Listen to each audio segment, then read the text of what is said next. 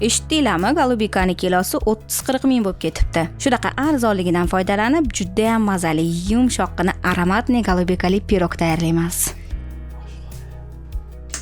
Demak, birinchi bo'lib idishga 3 dona tuxum va 200 gram shakar solib, yaxshilab aralashtiramiz.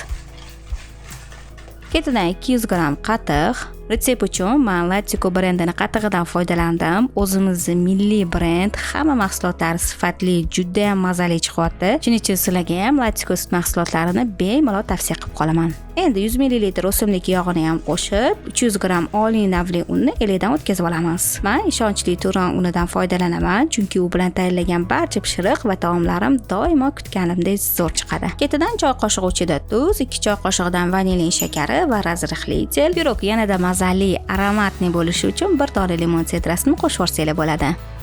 Massani qo'moqlari ketguncha yaxshilab aralashtiramiz. Xamirimiz mana shunaqa quyuqlikda, ya'ni suyuq ham quyuq ham bo'lmagan konsistensiyada bo'lishi kerak. Endi yuvib quritilgan 250 gram golubikaga 1,5 choy qoshiq kraxmalni aralashtirib, xamirga qo'shib yoramiz. Yog'langan yoki pishiriq qog'oz solingan qolipga xamirni quyamiz. Xohishga ko'ra ustiga yana ozgina golubikalardan qo'yib chiqsanglar bo'ladi. Pirogimiz oldindan 165-170 darajada qizib turgan duxovkada 45, uzog'i 50 daqiqa pishiriladi.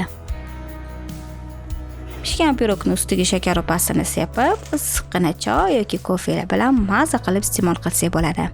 Juda ham mazali, tez-tez pishirib tursa bo'ladigan osongina xushbo'y pirog. Albatta sizlar ham tayyorlab ko'ringlar.